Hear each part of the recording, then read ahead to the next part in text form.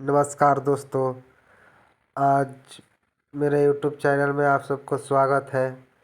तो चलिए आज हम बताएंगे कि बोल राधा बोल का टेलर आएगा 14 तारीख 7 बजे आएगा।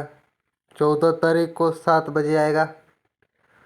बोल राधा बोल का टेलर आएगा।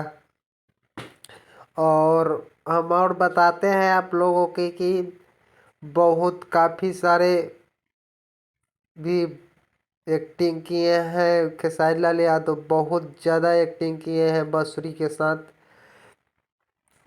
और खेसारी लाल भी हैं, काजल राघवानी भी है और 2-3 हीरोइन हैं। आप लोग को इस वीडियो में देखने का सब मिल जाएगा। तो इस वीडियो के साथ बने रहिए आप लोग अंत तक, तो आप लोग का पूरा पता चल जाएगा कि कैसा शूटिंग वीडियो हुआ है।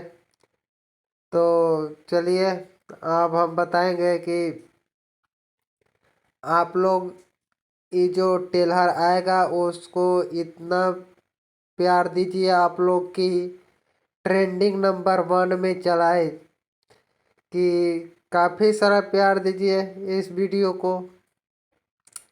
और प्लस में भी हमको भी सपोर्ट आप लोग दीजिए। हर किसी को किसी के ना किसी का सपोर्ट का ज़रूरत तो होता ही है।